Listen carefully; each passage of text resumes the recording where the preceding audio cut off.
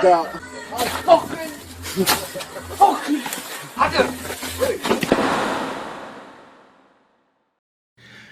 guys, Bartell's Bookshelf here, and with my special guest, Arron. This is my husband. You've seen him before, especially with that video you uploaded. Yeah. Thanks for that. But this is my second part of my film collection series, and I have him here because today we have another category where we're going to be talking about some of the British media I own, and since I have a British... I have a British here. A British, as I'm referred to. On the British. British. I have a British lad here. Thank you. I figured, you could offer a perspective as, because you got me into a lot of this stuff, and I think some of these are actually mine as well. Yeah, and you also have more of a personal connection because you grew up, in England and all that stuff. So, I guess yeah. Let's start. So the first thing we have here is Ghost Watch. This is an import, as you can see. It's a BFI DVD. This might have been released in North America. I'm not sure, but yeah. Do you want to explain what it is, or? So Ghost Watch. I mean, to be fair, it's been years since I've seen it. I remember it's not really found footage. It's more of a fake news. Yeah. You call that? It's more of a fake news program based around the looking around the haunting of a house. A ghost called Pipes. Yeah, Pipes. Yeah, and. I don't know how far I want to get into ruining it for everyone. No spoilers. It is kind of scary. Yeah. There's a lot going on. Yeah, it's kind of a pioneer because, as Arron said, it was sort of one of the not the first, but it was an early found footage film in that it was sort of a faux documentary where they had real actual presenters like Michael Parkinson and stuff like that. Craig Charles, yeah. And so it was aired as a special on Halloween, right? Yeah. So it was sort of like an elaborate hoax, kind of like the War of the Worlds thing, and there was actually a lot of controversy because of that, wasn't there? People got really freaked out. Yeah. People were genuinely terrified of it. I remember whether it was real or whether it was just an urban legend that someone wrote into the BBC demanding money for a change of underwear. Oh, really? That might have been an urban legend, but it might have been real. But I don't know. I actually heard, it's kind of sad, but I actually heard there was someone who watched it who was developmentally disabled, and they actually killed themselves because they were convinced they were being haunted. I never heard of that. Yeah, you never heard of that? No. Yeah, so I don't mean to bring the mood down. No. Just but yeah, but it's a really interesting watch. It's very I mean, obviously, it's obviously fictional, but it's done very well. It's executed very well. It's really creepy.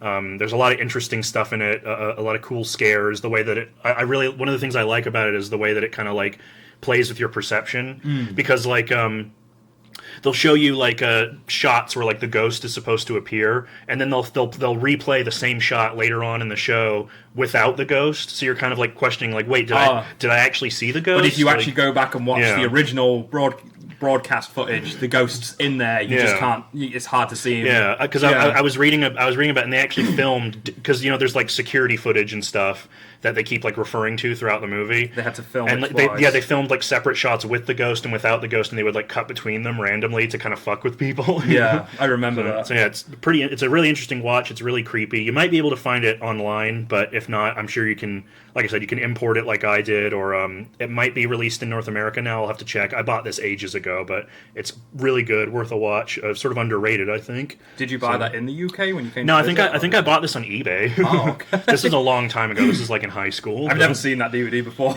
Really? Not in your collection, no. I literally found it when we were going through the shelf. Yeah, so that's Ghost Watch. Oh, I should also probably explain Ghost Watch. Isn't that kind of a play on, because there's all those British shows Crime Watch. Crime Watch. There's Nature Watch. There's a bunch of these. Yeah. Blank watch shows that are sort of documentaries where it's let's go find something, and in this panorama case, type programs, live investigation. In this case, they find a ghost. So yeah, that's a good one if you want to see that, something spooky. Next, we have another a classic, especially among pop culture nerds, Spaced, the complete series.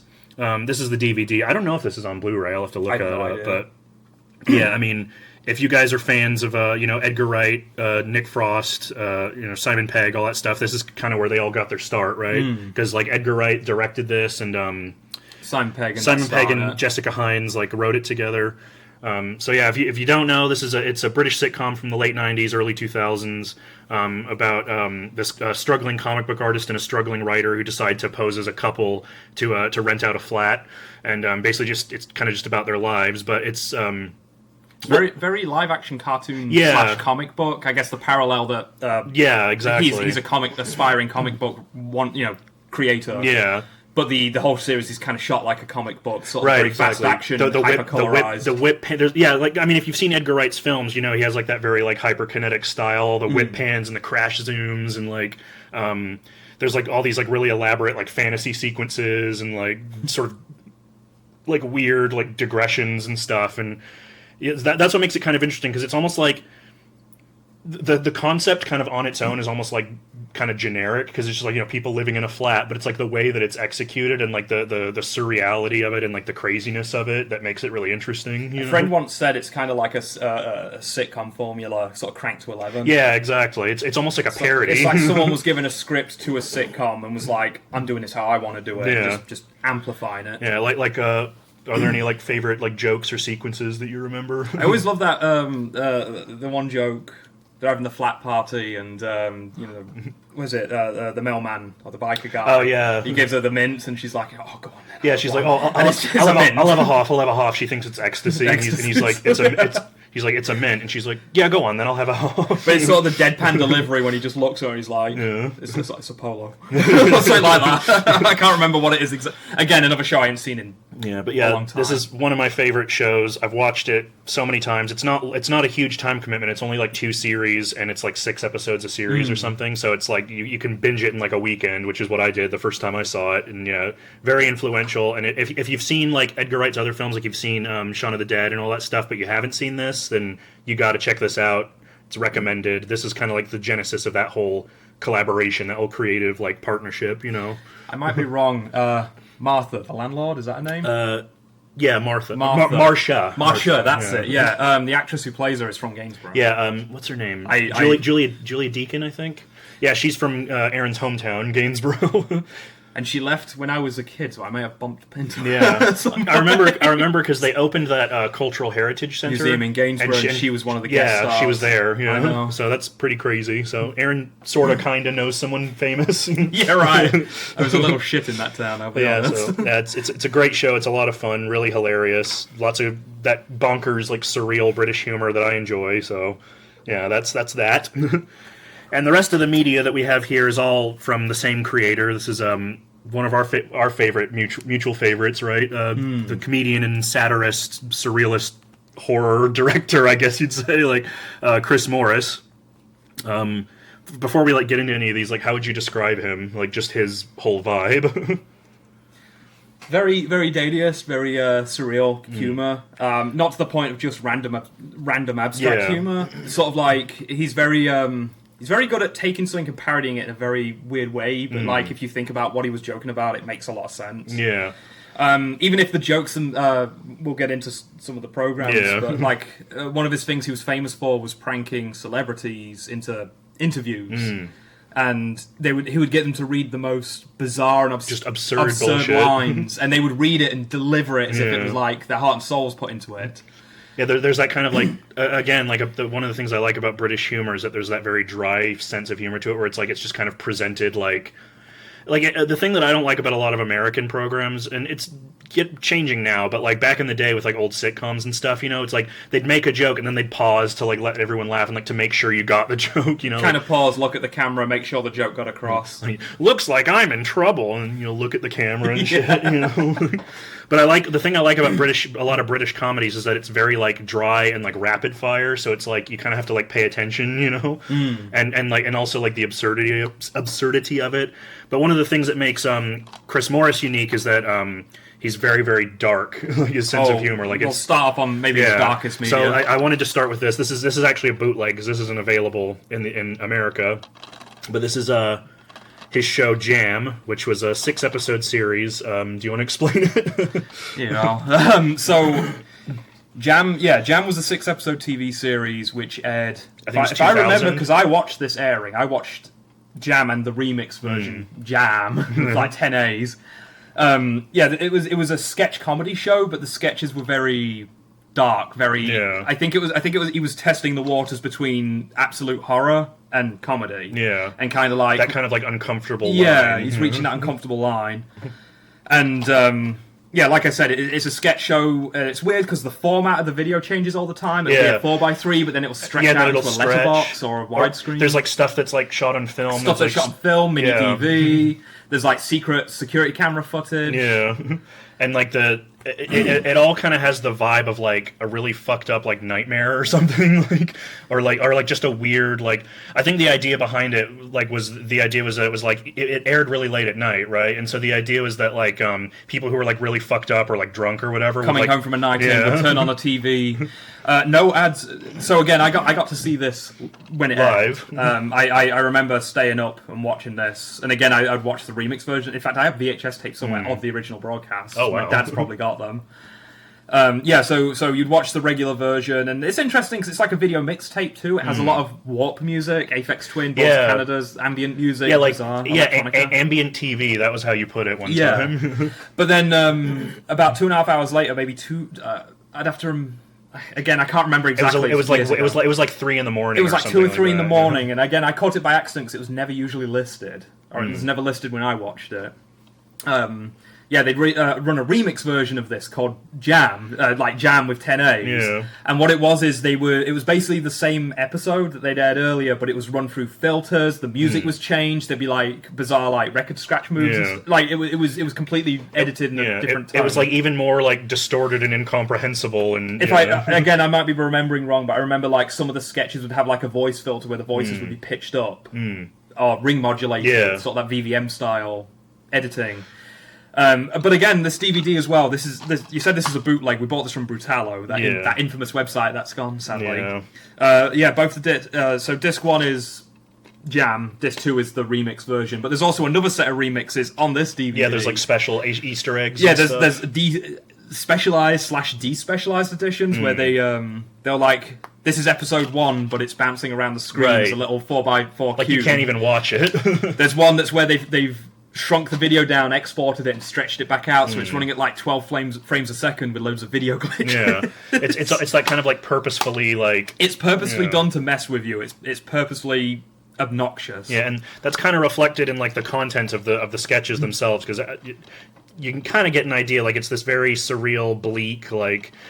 Each episode begins with like this surreal monologue from Chris Morris where he's describing some crazy shit. Like there's the first episode where he's talking about like dancing to like the heartbeat of your dying baby and stuff like that. Like which shows a visual of a girl in a dark, what she thinks is a nightclub, dancing like with trail effects. And as it slowly pans out and comes to normality, you see the baby in the machine. Yeah, and just like a lot of the sketches like we said kind of straddle that line between like horror and comedy. Go on.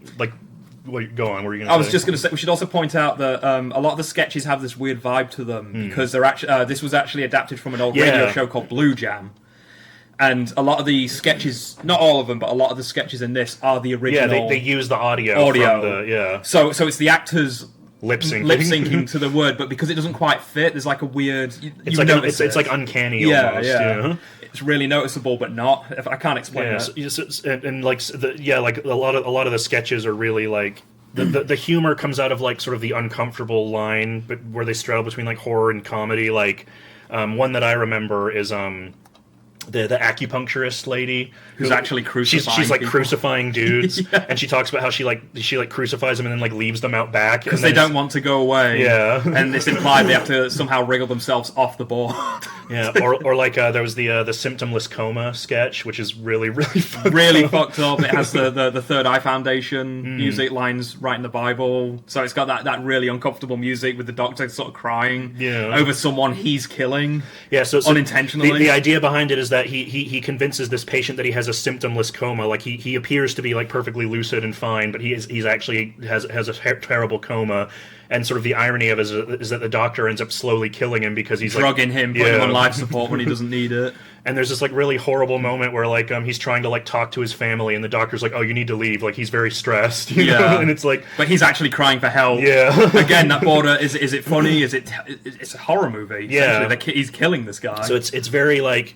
It's not for the faint of heart, like lots and lots of like trigger warnings and stuff. Yeah, but it's if you're interested in that kind of thing and you think you can like stomach it, I think they're on YouTube. So it's very unique. There's really nothing else like it. I mean, I love it. It's not for everybody, but it's like I've mentioned this before, but I really admire like filmmakers and writers and stuff who are just like audacious, like they just go for it. You know what I mean? Like, and Chris Morris is definitely one of those. Oh yeah. So yeah, that's that.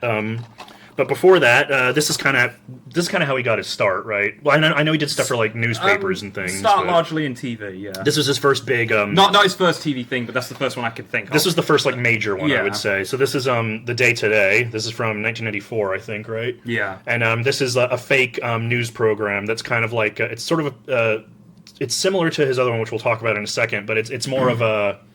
But this is more like news, like BBC World News type stuff, right? It was mocking the up and coming sort of hyper visualized news, the 24-hour news, the 24-hour news cycle.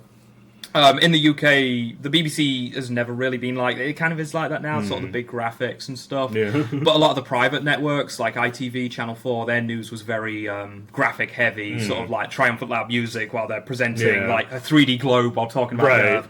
And that kind of this predated it and kind of mocked it before it was even a thing. Yeah, and a bunch of like big British comedians worked on it, like Peter Bainham, Steve Coogan, Armando Iannucci, Chris Morris, and so it kind of has that. If you've seen a lot of those people's stuff, it has that very same, like again, that sense of like dry, sort of surreal humor, very dry delivery, very. You've seen more of this than I have. So like, what are some like things that you remember, like sketches or like characters or whatever? Peter O'Hanahan, one of the sort of a dorky news reporter. There's kind of an overcurring theme where this sort of young news journalist is out trying to do his job, and Chris is a very condescending, talking to him like an upset dad. Like, I don't think it's in this, but there was a radio broadcast special during 9/11. Oh, really? Where Peter O'Hanahan is supposed to be doing an interview at the World Trade Center, and he's talking about how he can see it and how beautiful and sunny it is, and it turns out I think he went to the casino or something that night. And Chris Morris is like, "You're at the World Trade Center." He's like, "Yes, it's beautiful. The view from the observation deck is beautiful." And he's like, he didn't realize what happened. He's like, "Can you go look out the window?" And he sees like the plume of smoke, and he's like, "Ah." So yeah, again, like that kind of humor, but it's the same humor. Yeah, sort of pushing the envelope, like.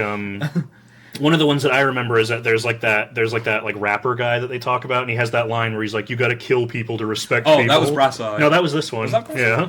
Because I remember Charlie Brooker talked about it in Screen. Oh, I thought that was the Peter Geddon special. No, they're very similar. We'll talk about it in a second. But yeah, this was sort of the precursor to that, and this also was the origin of what's that character? The Steve Coogan character. Alan Partridge. Alan Partridge. Yeah. This is where he came from, right? Alan Partridge. Yeah, he had his own spin-off. Alan Partridge, for those who don't know, he's kind of this sort of dorky. It implies he went from this TV series as a news presenter to hosting his own radio show.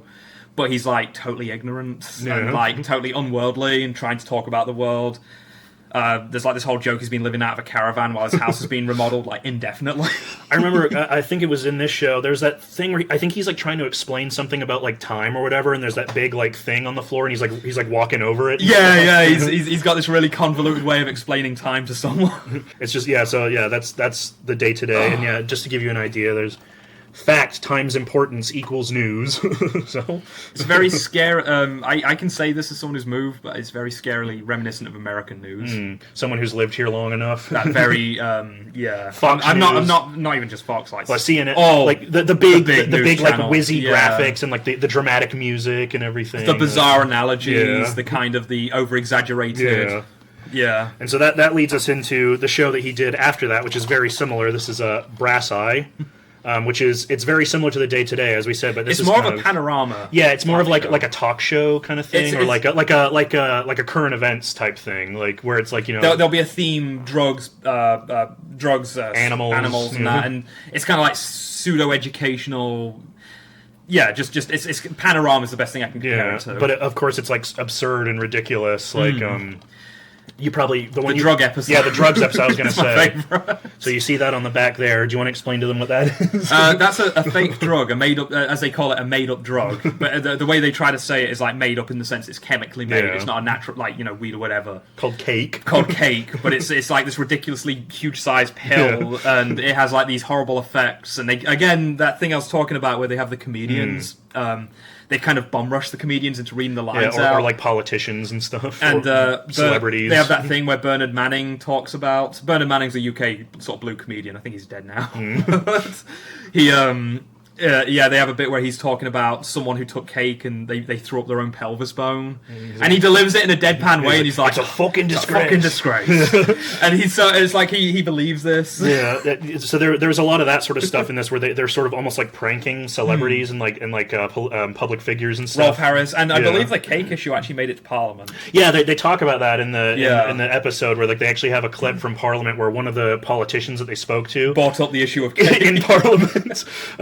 So yeah, there's all kinds of stuff like that. I remember another time there was that time where I think he was talking to that. I think she was a feminist like speaker, and he was talking about like if you were in a room like full of men and they were like trying to fight you, would you beat them off? And she's like, yes, I would. Would you beat them individually or would you beat them off individually or all at once? Like, I'd have a bloody good go at it. And we got to speak about the pedo. I was going to say, what was it? It's listed on here as the 2001 special, but it's kind of known. It was amongst notorious. groups as Petergeddon, and it was a response to the witch hunts. The witch hunts of the UK. A lot of British probably won't want to admit this. There's a lot of if you don't agree with it, you're for it mentality in the UK, which is stupid. You know, I know I've grown up around these people; they're idiots. So there was this big in the early 2000s witch hunt of paedophiles. I don't know where it came from. It's kind of like the UK's equivalent of the Satanic Panic. Yeah, but I've seen like it was in like all the tabloids and everything. So that kind of brilliant British mentality. So the special is like a response to sort of the hysteria and the witch hunting sort of mentality around that, where it's like it sort of is poking fun at the way that like news programs and like the way that like society can kind of like overtly like demonize things to the point of like ridiculousness. You know? It's funny because throughout the episode they're talking about like the pedo getting scared, but if you watch the episode, it's them inflating and amplifying the fear by talking about all these crazy things. There's a whole thing with that documentary, that one pedophile guy, and his face throughout the entire thing keeps getting more distorted, more scary and distorted. And, oh god, I love that episode. And there's actually Simon Pegg appears in that too, where, as a head of a paedophile millipede. Yeah, millipede. And Chris Morris brings out his son and he's like, "Are you telling me you want to have sex with my son?" He's like, "No." He's like, "Why not?" He's like, "I just don't fancy him." And then Chris takes personal offense. He gets offended. That a paedophile's not attracted to his son. He's like, "Well, good." He's like very upset. Yeah. So yeah, like again, I mean that it's very like edgy, like offensive humor, but I think it's very well done. Edgy with intent. It's very clever, and it's not like internet sort of like. It's edgy. not just like, hey guys, like fucking AIDS or AIDS. whatever. I said the fuck word. It's mocking pedophilia, but also mocking sort of the irrational witch hunt mentality. Yeah. Because believe it or not, pedophiles are bad. We get that. Yeah. But sometimes witch hunting, lawless idiots running around killing people because they have the name pedo in their name, is also just as bad. And that caused a really big stir, didn't it? At the time? There was like all those like tabloid stuff and like the politicians. There was that Sun tabloid where they were berating that episode, and right next to the review on the next page was some 13-year-old in a bikini with the lines, "She's a big girl now." Yeah, I'll put a picture up if I can find that. I had that newspaper. I remember because my dad, it's the kind of guy who used to get like all the newspapers and read them, and I remember seeing that because it mentioned that, and like keeping that is because it was the funniest thing. Because again, it's like, and that's what the show is poking fun at. It's poking fun at like that hypocrisy and everything, And like another sort of example is like in the drugs episode, there's like that bit where he's like, some people say alcohol is a drug. It's not a drug. It's a drink. Yeah. So again, it's like that hypocrisy of like people don't want to kind of admit their own faults or kind of like confront sort of the things about themselves that like. That's kind of a recurring thing in the show that I've noticed is that it's black and white mentality. Well, yeah, and they're always like attacking other people, but not like realizing all the fucked up shit they're doing. Yeah, exactly. Like, that kind of like happens a lot in the show. Like another example is there's that bit about good AIDS, remember? Where he's talking about like he gets offended at one of the audience members who's gay and got AIDS from his boyfriend, and he's wearing like this green ribbon, and he's like, I support someone who has good AIDS because they got it from like intravenously or like from a needle or whatever. Yeah, he's like, you just had sex and got AIDS. Yeah, that was entirely your fault. And it's that kind of like the ridiculousness of like shaming somebody for on that kind of like distinction, So there's a lot of that sort of humor in the show. So It's really funny, and it's also, like you said, it's like really prescient. It's like kind of scary, like how accurate it is. Yeah. Especially as we've said, like if you've seen, like Fox News, CNN, like any of those like major like 24-hour news networks, like it's spot on. It's like scary, but it's really really funny. So if you're into that, like I really recommend that. So that's Brass Eye. And here we go. This is the next show that he worked on right after Charlie Brooker. If you know Black Mirror, Black. So this is Nathan Barley, and this was co-created with Charlie Brooker, who most people know for Black Mirror. He's another great British comedian, satirist. Like I love him. But yeah, they collaborated on this show together in 2005, right? Yeah, called Nathan Barley. And again, I mean, you'll have to explain it. Yeah. So can I say the C word on your channel? Are you Go ahead. I don't care. So this is actually inspired. I don't think it's entirely inspired, but there was an old paper piece that not Chris Morris. You said his name. Charlie Brooker penned under the name Cunt, or was it Twat? It was I think it was Twat or something like that. And it was like the ramblings of like a media mogul. Remember, this is like 2004, 2005, so this is kind of how we experience the internet now. It was sort of in the wake of like the .com boom and like everybody starting their own websites and trying to be like internet entrepreneurs and stuff. And yeah, so I'll sum up the series before we go into it. Yeah. So the series is about it follows Nathan Barley, but also I can't remember his name. Yeah, well, I remember the character's name, but Julian Barrett. He's on like the Mighty Boosh and stuff like that. But yeah, he plays the reporter. Yeah. He plays a reporter for a magazine called Sugar Ape, and it's I guess unintentionally it's a parody of Vice. Yeah, or like kind of the fringe on the ground. Yeah, like cultural fringe, like edgy critique, like postmodern type stuff. And he's kind of disillusioned, and he ends up penning a piece called Rise of the Idiots, and it's basically him mocking this entire internet culture, this entire like subgenre culture, but it ends up becoming like a hit piece with the quote unquote idiots. And he becomes like this kind of messiah to the idiots, and Nathan Barley ends up like fawning over him. Yeah, they call him like Preacher Man and stuff. Yeah, he becomes the Preacher Man to them, and it's sort of like the downfall of... I can't remember his name. You'll have to watch. Yeah, I'll put it up. Yeah, you have to watch the downfall. It's his downfall. His sister is trying to get into what they consider legitimate media. She's trying to become a documentarian. She has actual film gear, not just using mobile phones. And it kind of goes into her story. And it kind of goes into her story as well, because she kind of realizes that she has to sort of like sell out if she wants compromise. to she has to compromise if she wants to make it. It's kind of like how anyone who can make all the media they want can literally make whatever they want and get famous. But it's also implied that Nathan Barley never makes money from his artwork. He's a trust fund kid. He's living off his parents' money, but he walks around and acts like he's the richest kid. It's basically kind of like hipsters before hipsters. Yeah, yeah. Again, Chris Morris and Charlie Brooker are very predictive. They very prescient. Again, I obviously grew up in the UK. I remember seeing the adverts for this. Yeah, this was 2005, so you would have been like what? I remember visiting my grandma in Lincoln. You would have been like 16 when this came out, something like that. Yeah, 16. There was a bus stop outside my nan's house near Princess Street in Lincoln. You can Google that if you're creepy enough to do that. But yeah, I remember there was a giant advert for there's a recurring item in this thing called the Wasp T11 phone. And it's like this obnoxious media phone. It's kind of like a smartphone before smartphones, where it has like an MP3 player with scratching decks. It prints business cards. Yeah, it's like this ridiculous thing, and obnoxiously loud. Yeah, and like it's sort of making fun of that whole sort of like Supreme or like Apple, you know, like it's more about like having the thing because it's cool rather than like having its actual usability and functionality. Yeah, and it's about sort of like people who sort of like do that, who like chase trends, who like just want to be like relevant and stuff like that, and it's sort of like making fun of that whole like lifestyle and mentality. And it's a fun watch. Again, it's like I think it's like six episodes. A lot of these British seasons. Oh yeah, the inside of the. Oh yeah. So yeah, trashbat.cock, that's Nathan Barley's website. and fucking with your head, is this is actually, I don't think you've ever looked for this. No, I don't think I have, actually. This is one of Nathan Barley's designs from his website. Yeah, I'll just show some of it. So you can see there's a cop shooting up there. Transgressive media. Yeah. Urban culture dispatch. And he's fucking, he's spray painted a hobo. Yeah. Forget the news, read the fucking walls. Stencilitis. Graffiti man says how it is. Don't put him in the dock. I know he tells the truth, because he ain't blowing ad man's cock. Anon/trad/whatever.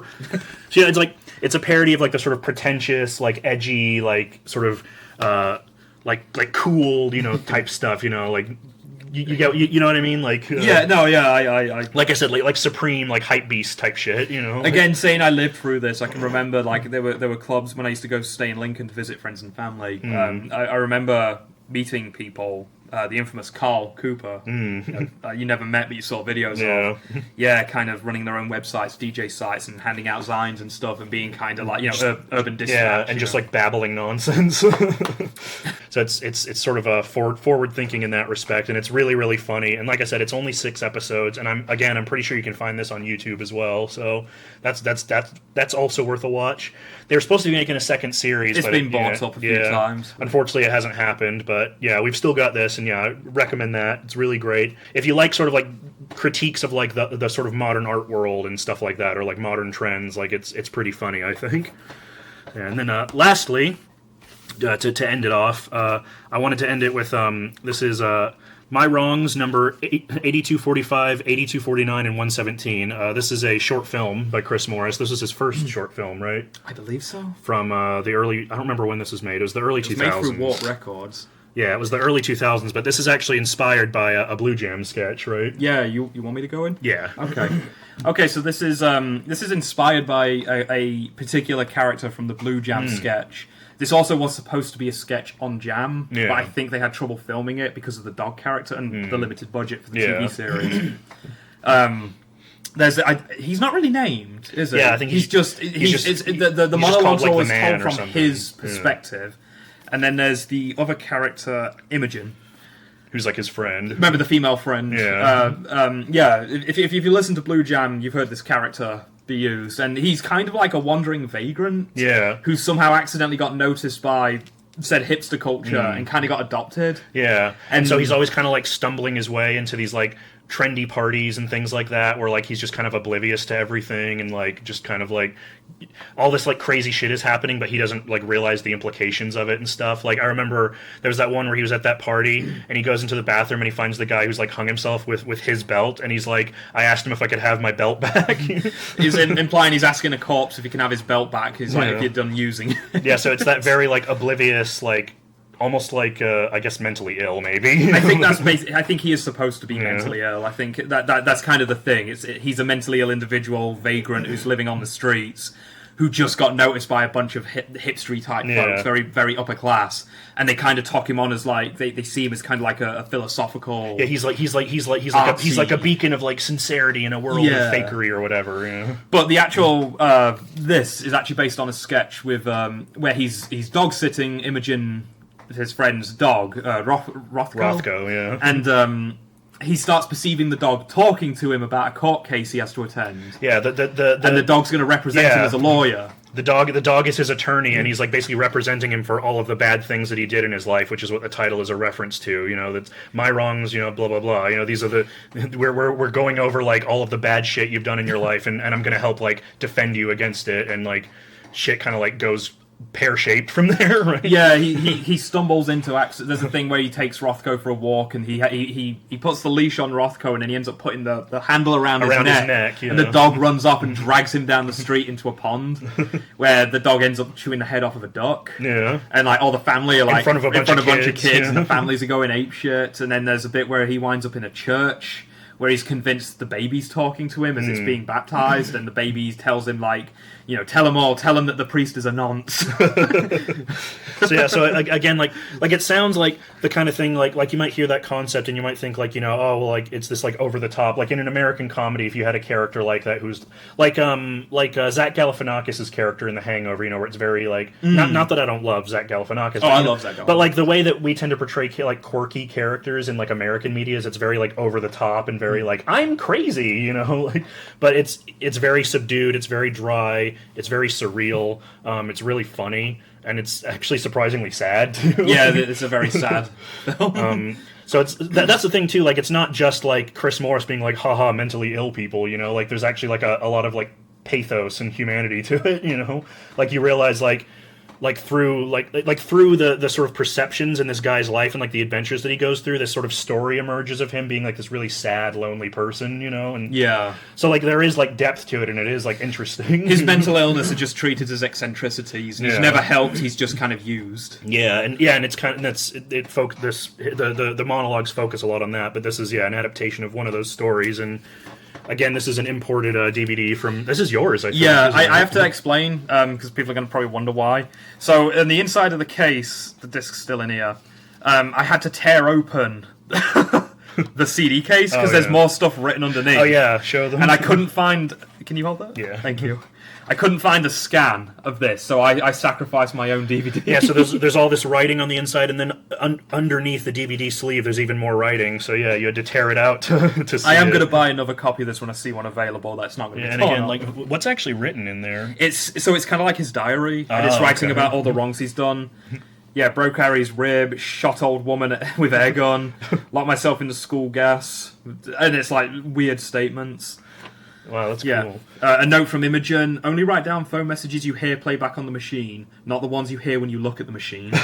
So again, she's like kind of encouraging his illness. But yeah, so that sort of gives you an idea of like what that's like, and again. I don't know if this is on YouTube. You might be able to find it. I know you can find like clips and stuff, but I'm sure you can find it somewhere. But yeah, if you can track that down, I recommend that.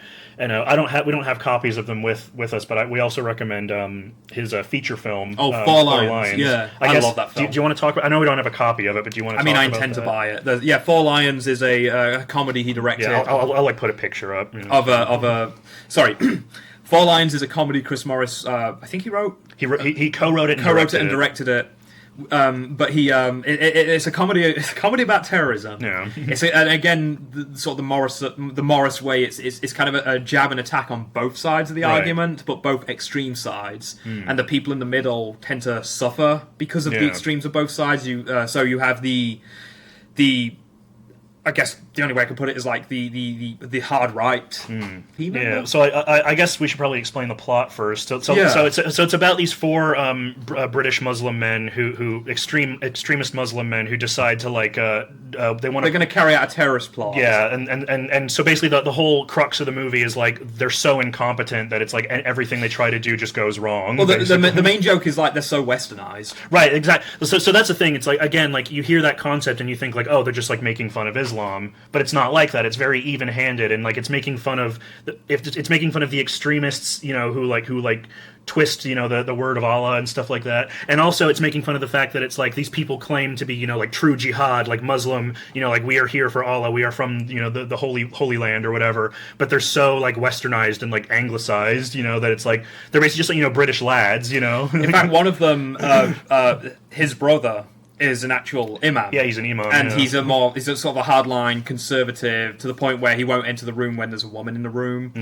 And yet, he's not the terrorist. He's actually trying to stop his brother from doing this. Right, yeah. But there's a scene where he tries to talk him down. But it's funny because the brother, the westernized one, is mocking his interpretation of Islam and saying he's not going far enough. Right, but he's the westernized, watching football, eating chicken nuggets and all that stuff. Exactly, yeah. So like that's kind of the whole crux of the movie. And again, like it's not just that, like it also makes fun of sort of like Islamophobia and like the perceptions that people have, because again like the whole sort of point of the movie is that they don't look like terrorists, so they're not treated as terrorists. In fact, there's a joke where like the brother, who as we said is like more conservative and dresses more like how you would think a Muslim would dress, like gets accused of being a terrorist at one point. His house is raided in the night. And because again he fits the more conservative image of Islam, he's treated as the terrorist while the actual terrorists are out doing the act. Yeah. So again like that's what I like about Chris Morris's comedy, is that it's not just like let's laugh at the stupid people. It's like it's very like even-handed, and he kind of explores the hypocrisy in all of us, not just in like people that he doesn't like. You know what I mean? Like, or people that he doesn't agree with. I also brought up Barry, who's a character in the film, and he's a white Muslim convert. Yeah.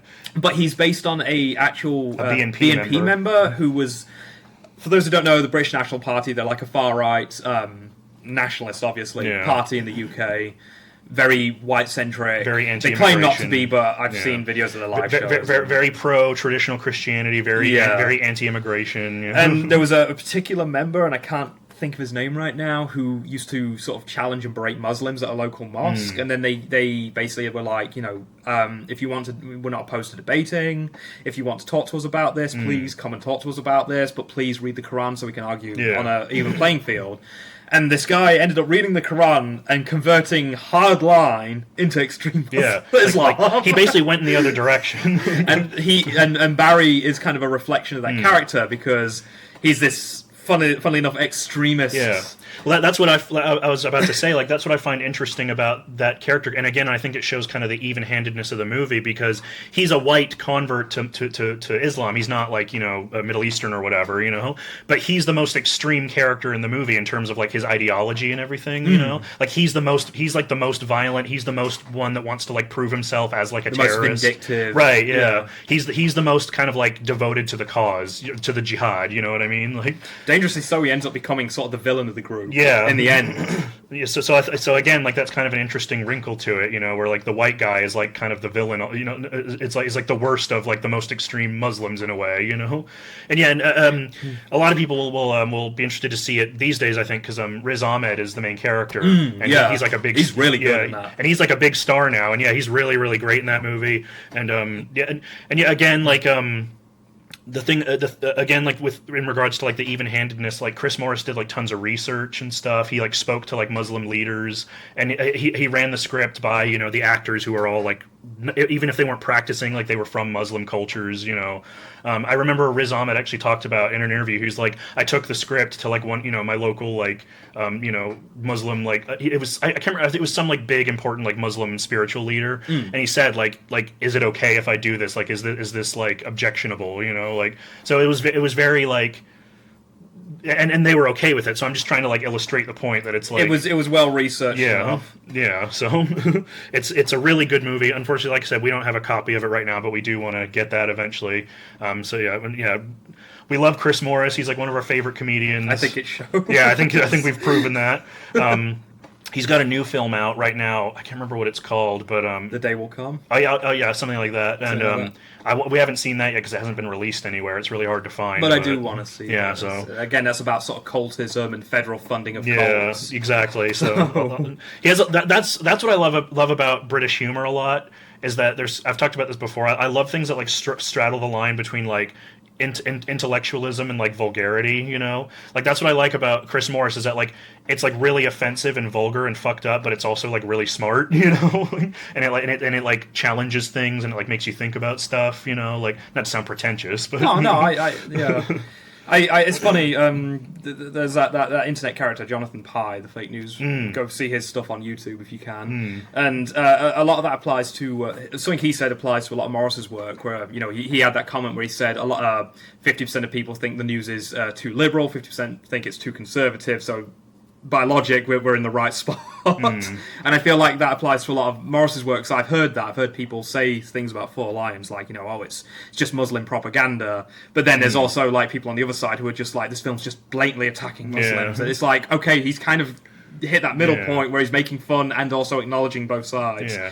And it's just the sort of the extremes of those sides who don't like being portrayed that way. Yeah, and I also don't want to imply that he's like a centrist. Like he's no. He's clearly like pretty liberal in terms of his views. Oh yeah. But it's just that. I mean, you have to be able to argue this stuff reasonably, rather than just making it a blank sort of a one-sided blank slate. I mean, I don't want to get like political. Yeah, but it's like you have to be able to criticize yourself as well as others. And I feel like his comedy kind of like encapsulates that, and that's what I like about it. So yeah, we hope that if you haven't heard of him before, that this hopefully got you interested in checking him out, and we hope you enjoyed the video as well. And if you have seen any of these, any of you, I don't know, I know I have some British viewers.